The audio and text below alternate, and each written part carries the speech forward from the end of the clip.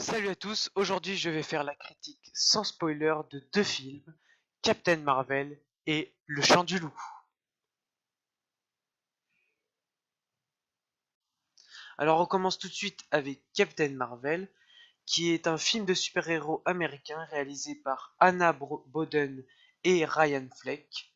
Il s'agit du 21e film de l'univers cinématographique Marvel, qui est le 9e de la phase 3. Ce film met en scène le super-héros le plus puissant de cet univers. Au scénario, on retrouve Meg le Fauve, Nicole Perlman et Geneva Robertson-Dworet. Les acteurs principaux, il y a Brie Larson, Samuel L. Jackson et Jude Law. Euh, pour ce qui est du résumé, un résumé rapide sans spoil, ça se passe dans les années 90. C'est une dénommée Carol Danvers qui va devenir l'une des héroïnes les plus puissantes qui n'ait jamais existé. Et ça se passe lors d'un conflit intergalactique entre deux races, les Kree et les Skrulls. Et ça se passe sur Terre. On va faire la critique avec plusieurs points. Donc, tout d'abord, les acteurs. Alors, les acteurs, j'ai trouvé dans ce film qu'ils jouaient normalement leur rôle, c'est-à-dire qu'ils jouaient bien leur rôle, mais sans plus. Euh, et puis je trouve aussi que Samuel L. Jackson, c'est un de ses pires rôles.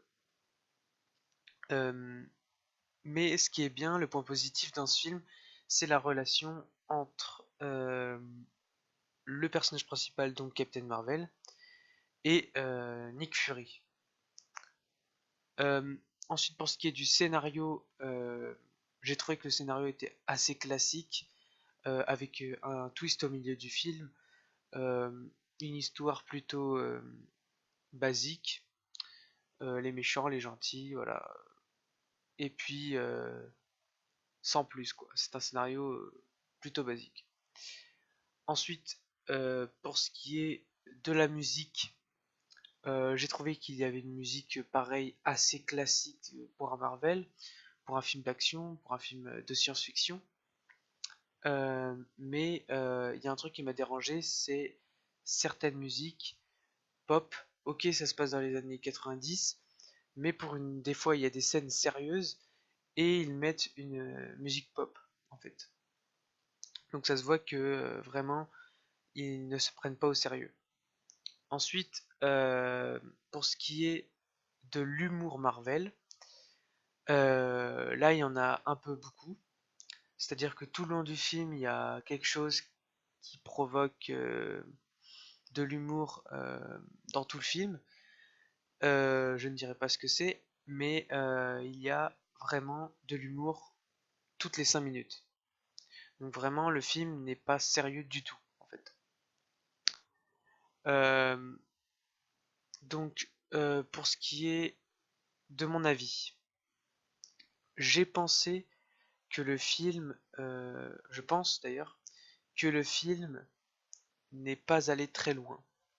C'est-à-dire que il y a vraiment des choses bien, c'est un bon spectacle, mais le film ne va pas si loin que ça.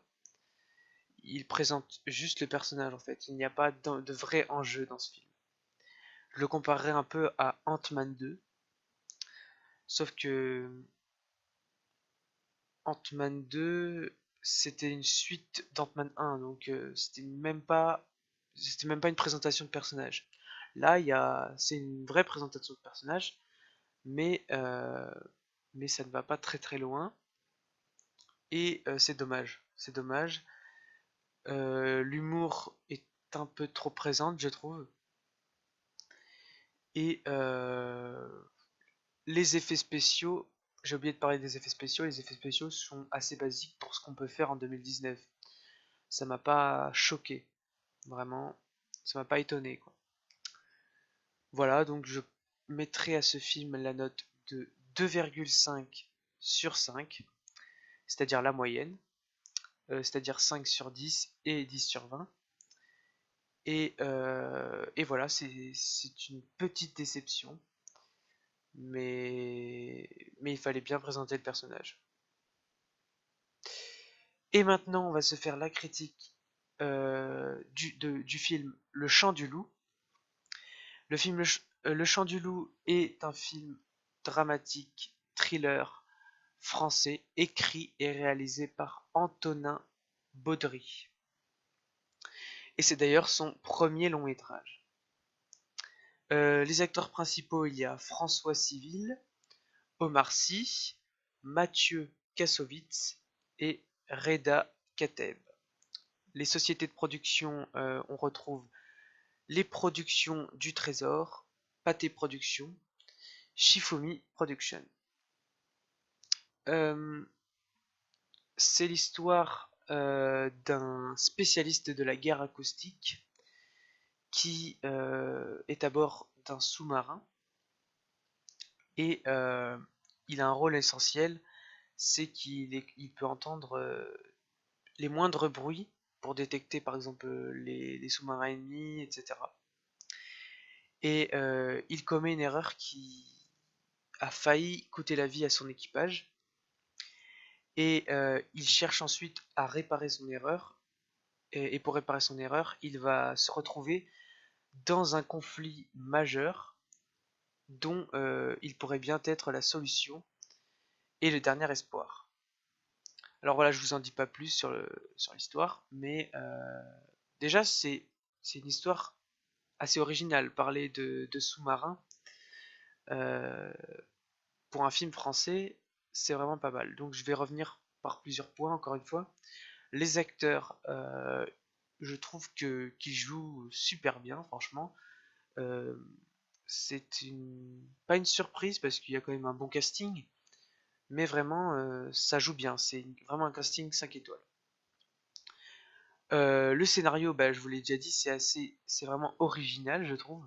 Le Chant du Loup est vraiment un bon film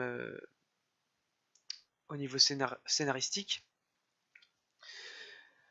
La musique, vraiment, la musique est vraiment prenante. On sait qu'il y a vraiment un choix de musique de la part du réalisateur. Euh, le Chant du Loup, en fait, le titre n'est pas vraiment. On se dit pas tout de suite, ah, le Chant du Loup, ça a l'air vraiment super bien. Mais quand on regarde le film, le titre prend tout son sens et va avec la musique, et va avec le film, le scénario, euh, va avec tout en fait. Le titre prend tout son sens. Et c'est ça qui est bien. Les effets spéciaux pour un film français, c'est vraiment très très bien, je trouve. Euh, voilà.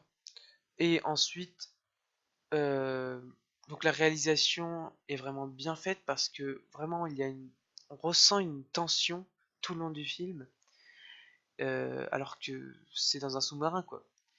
Et vraiment, enfin pas que dans un sous-marin, mais vraiment, on ressent une tension tout le long du film.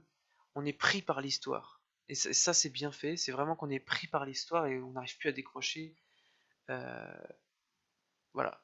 Tout le long du film, vraiment, c'est captivant, captivant. Et ensuite, on passe à mon avis. Hein. Mon avis, eh ben, comme vous avez dû le voir, j'ai bien aimé ce film. Hein. Vraiment, pas une surprise parce que j'avais vu déjà les critiques qui disaient qu'il était exceptionnel, etc. Et je confirme, il est vraiment exceptionnel. Donc je lui mettrai la note de 4,5 sur 5. 4,5 sur 5. Euh, donc 9 sur 10 et 18 sur 20.